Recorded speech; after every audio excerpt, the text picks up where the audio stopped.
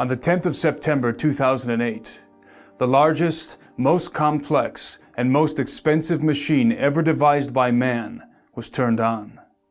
The Large Hadron Collider, or LHC, is a 17-mile-long ring of superconducting electromagnets buried approximately 300 feet beneath the ground near the city of Geneva on the Franco-Swiss border. Chilled to temperatures colder than the void of outer space, and generating a magnetic field more than 100,000 times that of the Earth's, this machine accelerates proton particle beams to a velocity just under the speed of light, and then smashes them together in particle detector chambers in order to break apart the nuclei and unloose the subatomic secrets of matter. At full power, the LHC produces roughly 600 million collisions per second, creating fleeting, minuscule atomic explosions up to 1 million times hotter than the interior of the Sun.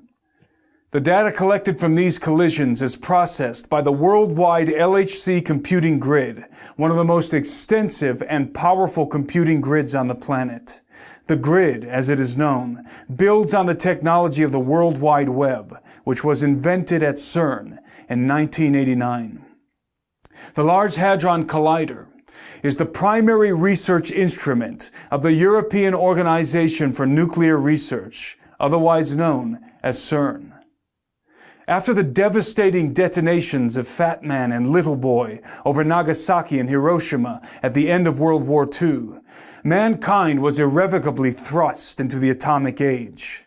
In accordance with the inevitability thesis, which posits that once a technology is introduced into society, what follows is the inevitable development of that technology. The scientific community, impelled by military interests around the globe, became obsessed with the idea of harnessing the power of the mighty atom and unraveling the very fabric of physical reality at the subatomic level. CERN is the largest scientific consortium in the world, involving thousands of top physicists from 21 member states, all working in tandem to discover the fundamental elements that hold the universe together. While this admitted objective of CERN seems innocent enough, and even laudable in a sense, there are deep concerns about potential unintended consequences and probable occult intentions. When analyzing a scientific endeavor as costly and ambitious as CERN, it is essential that we have a realistic understanding of the mechanisms and machinations that have been propelling technological advancement in the modern era. In a perfect world, the greatest accomplishments of science would be the product of goodwill toward men and the desire for peace and prosperity. However, in the practical world, the world in which we live, the greatest accomplishments of modern science are often facilitated and funded by men who have anything but goodwill and peace on their minds. In many cases, the most groundbreaking technological advancements, such as in the case of jet propulsion, rocket science, and nuclear fission, have been intentionally directed by incredibly malevolent individuals for dark and dangerous purposes.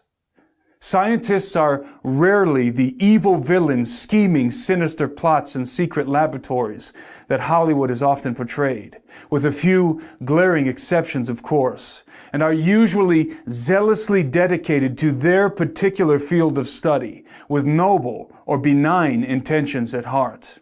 However, this kind of religious commitment to science can engender blind apathy, if not willful ignorance, concerning the overarching implications and ill intentions of the benefactors facilitating their work. This is certainly the case of the brilliant men and women working at CERN, most of whom naively believe that the prime objective of their research is to merely understand what the universe is made of and how it all started at the Big Bang. Unfortunately, What they fail to realize, apart from the fact that they are working from a false premise to begin with, is that their research is very likely being used to advance a hidden agenda, the conspirators of which are well aware of who created the universe and are absolutely intent on making war with him and enthroning another in his place. CERN is an acronym derived from the French rendition of the designation European Council for Nuclear Research, which was a provisional council organized in the early 1950s with critical backing from the United Nations, whose task was to plan for the construction of a multinational European research facility that would be dedicated to the study and advancement of nuclear physics. On the 29th of September 1954, the Provisional Council was dissolved and the European Organization for Nuclear Research, or CERN, was born. As an interesting side note, the infamous Bilderberg Group was also conceived that same year, exactly 4 months later, on the 29th of May. Both of these organizations enjoy diplomatic immunity. Although the Provisional Council had been dissolved, paradoxically, the acronym of CERN remained, even though it did not correspond to the title of the new organization.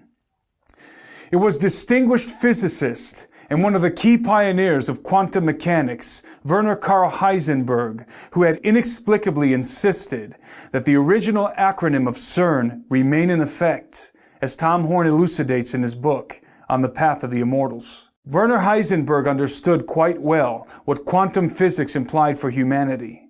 Inherent within this theoretical realm, populated by obtuse equations and pipe-smoking scientists, lies what I call the Babylon potential.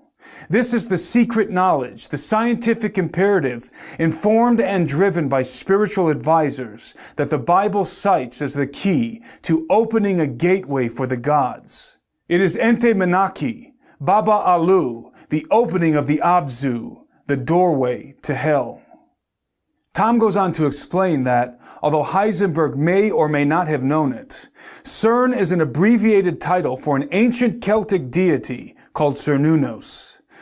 Cernunnos, whose name means horned one, is thought to be the god of death and rebirth and the lord of the underworld.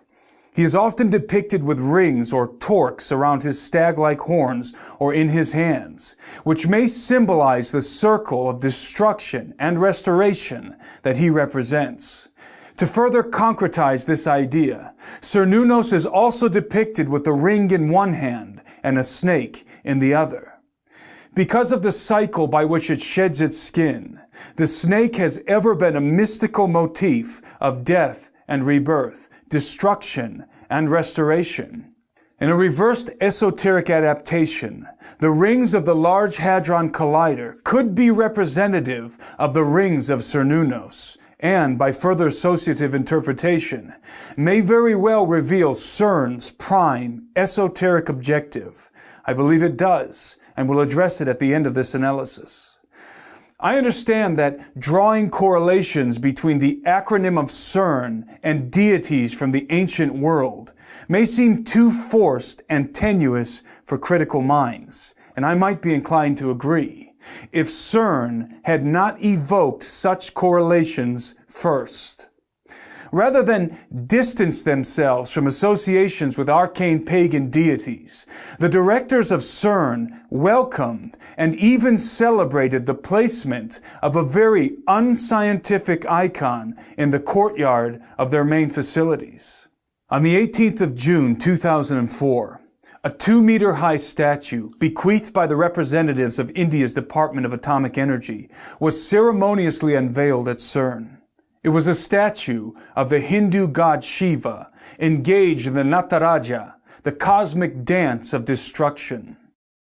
Shiva is one of 3 members of the Trimurti, the Hindu Trinity, in which the cosmic functions of creation, preservation, and destruction are personified in the forms of Brahma the Creator, Vishnu the Preserver, and Shiva the Destroyer, who is also known as the Transformer.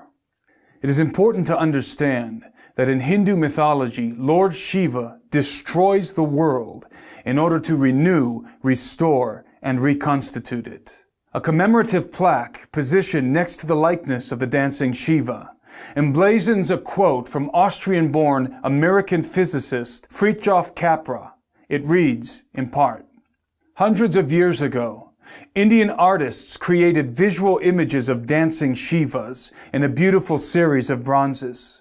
In our time, physicists have used the most advanced technology to portray the patterns of the cosmic dance. The metaphor of the cosmic dance thus unifies ancient mythology, religious art, and modern physics." Think about this, says Steve Quayle in his book True Legends.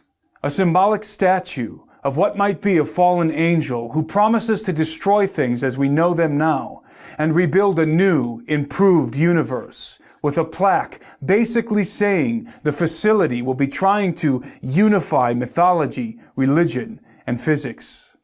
Skeptics will be quick to point out that the unifying of ancient mythology, religious art, and modern physics is only metaphorically represented in the dance of Shiva, and has no practical application in the scientific activities of CERN.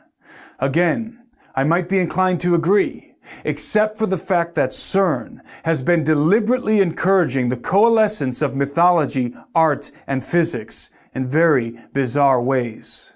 In 2014, a dance opera entitled Symmetry was performed and filmed at the CERN facilities, including inside of the Large Hadron Collider. Directed by filmmaker Ruben Van Leer and featuring the voice of American soprano Claren McFadden, Symmetry was a collaborative project involving not only choreographers and dancers from the production team, but many of CERN's own scientists. Once again, rather than distance themselves from arcane and mythological associations, the scientists at CERN embraced this highly esoteric and occult-laced production.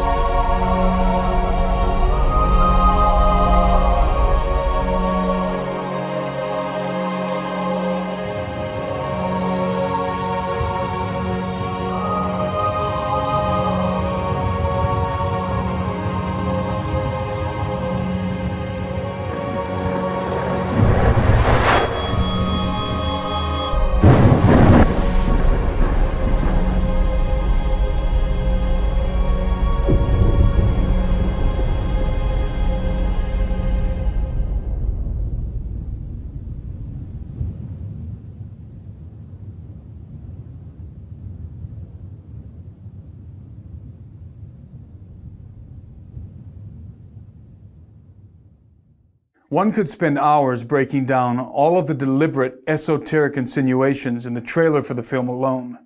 But in the interest of time, let me just point out one of the more obvious details. The name of the film's protagonist is Lucas, which also happens to be the actual name of the Slovakian dancer and choreographer who plays him.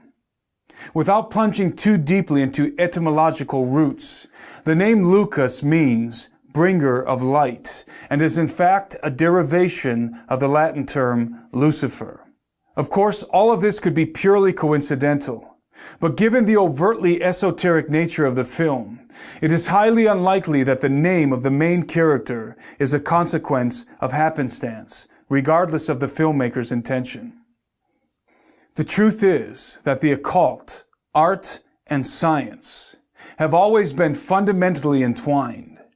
The natural synthesis or symmetry that binds them is perhaps best illustrated in one man, Sir Francis Bacon. Bacon, who is widely considered to be the father of modern science and the primary proponent of the scientific method, which is the very underpinning of CERN, was himself an occultist, artist, and scientist. In fact, there is reason to believe that Francis Bacon is the true face behind the dubious mask of William Shakespeare. There is, in truth, no incongruity between the material and the metaphysical world, the physical and the spiritual. They are merely two sides of the same coin, both essential parts of the whole. When one penetrates deeply enough into what we call physics, one discovers, inevitably, the veil that separates these two realities. Occultists have always been aware of this fact. Even to Francis Bacon and his scientific contemporaries, many of whom were members of the mystery schools, deciphering the mechanisms of the material world was but the means to a far more important objective: to make contact with the entities lurking on the other side of the veil. This veil is often described as a dimensional doorway that allows access into realms beyond the perceivable world. The concept of unperceivable dimensions existing essentially in the same space we physically occupy is not only very probable, but also very widely accepted in the scientific community.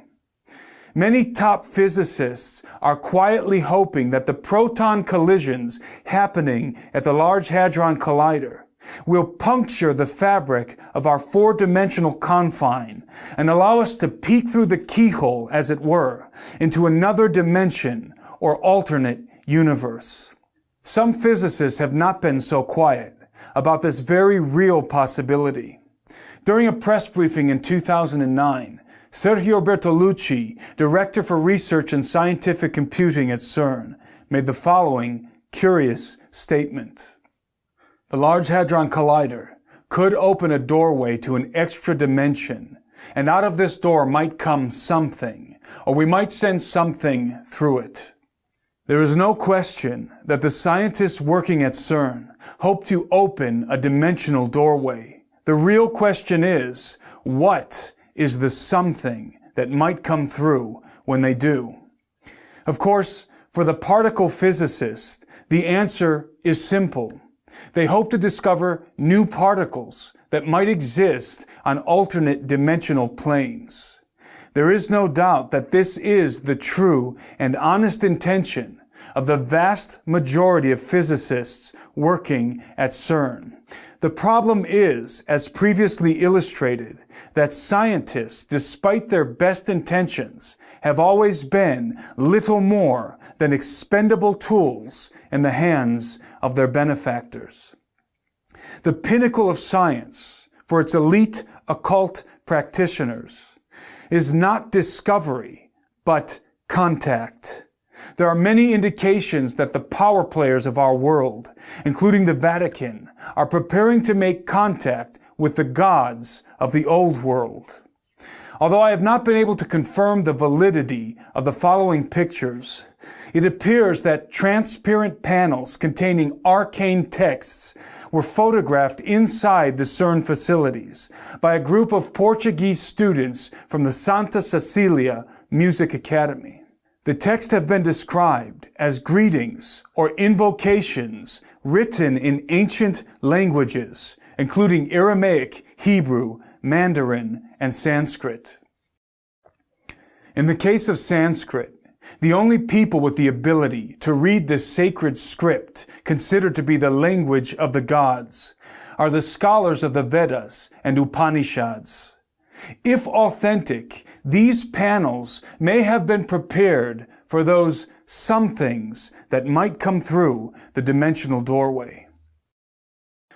It may seem to those unfamiliar with the theoretical realm populated by obtuse equations and pipe-smoking scientists, as Horn aptly puts it, that this analysis is nothing more than hearsay, hyperbole, and wild speculation. But as any theoretical physicist worth his salt will admit, particle physics and quantum mechanics is a world in which fact and fantasy are at times indistinguishable. When it comes to CERN and its Large Hadron Collider, there is no shortage of theoretical doomsday scenarios, many of which have not been propounded by unlearned laymen such as myself, but by some of the most esteemed scientific minds in the world. The following is a brief list of the theoretical possibilities relating to the activities of CERN, and is by no means exhaustive. Each one of these points represents either a scientific reality or a hypothetical possibility based on incredibly complex concepts and mathematical formulas that I won't even attempt to explain or pretend to understand. Number 1, black holes. Perhaps the greatest fear among theoretical physicists concerning the LHC is that it might create uncontainable miniature black holes that could descend to the core of the planet and literally devour it from within. It is important to note that black holes are only theoretical constructs and have never been proven to exist. Black holes were first discovered as purely mathematical solutions of Einstein's field equations and are not necessary in Tesla's electric universe model. To date, black holes are science fiction. Number 2, antimatter weapons. Unlike black holes, antimatter is not theoretical. Not only can it be measured, but it is already being created and contained in the LHC, though in very small quantities for short periods of time, according to CERN. Antimatter has enormous explosive potential. A quarter gram of antimatter can produce an explosive yield equivalent to 5 kilotons of TNT. If CERN develops the capability to create and store significant amounts of antimatter, and some claim it already has, then highly destructive antimatter weapons will be developed. The advantages of antimatter bombs, for example, are very great, and that they could produce atomic-level explosions without residual nuclear fallout. Number 3, particle beam weapons. A directed beam of high-energy subatomic particles moving at extreme velocity, such as the ones produced in the LHC, is capable of obliterating matter at the molecular level. Particle beam weapons are already on the battlefield, especially in Black Ops warfare, and the research of CERN will certainly expand and refine their military application. Number 4, time distortion and stargates. It has been suggested that by colliding heavier subatomic particles, such as lead ions, which CERN will soon be doing, space and time could be distorted, creating what Einstein called a Rosen bridge or stargate, which is basically a wormhole between two different locations, dimensions, or periods of time. It has also been suggested that such distortions in the space-time continuum could lead to what has been referred to as the Groundhog Day effect, in which time folds back on itself, allowing manipulation of the past. Number 5, DNA sequencing and artificial synthesis. Since it is a fact that the Synchrotron Collider at Berkeley and Walnut Creek, California, was used to help sequence human DNA for the Human Genome Project, it is certainly feasible that the Large Hadron Collider could also be employed in a similar way, but with much more precise results. There is evidence to suggest that artificial human or human hybrid genomes have already been synthesized at collider facilities, including CERN. Number 6, strangelets. Produced from a quark-gluon plasma soup, sometimes generated after high-energy particle collisions, strangelets are the most explosive substance in the known universe, and according to theoretical physicists, were responsible for the explosion at the so-called Big Bang.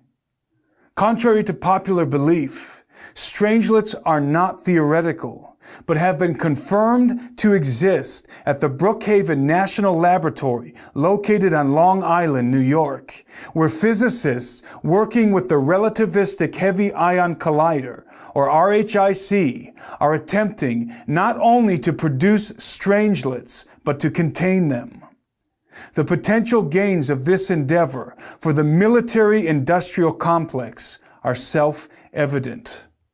Because the LHC is a much higher energy collider than the RHIC, strangelet production and containment is even more feasible at CERN. In light of this information, It should give everyone watching this analysis pause when confronted with the fact that China is even now preparing to construct a super collider twice the size of the one at CERN.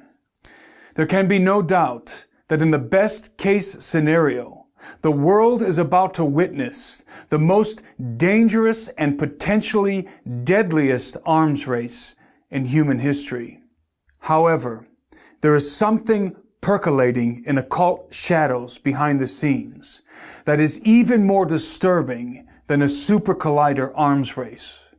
When the sum of possibilities is considered, what we have at CERN ultimately is the potential to develop weapons for waging war with enemies far more powerful than mere human beings. This is the Babylon potential to which Tom Horn refers, the ability to open the forbidden gates of the gods and make war with the hosts of heaven, as was likely Nimrod's objective in the plains of Shinar.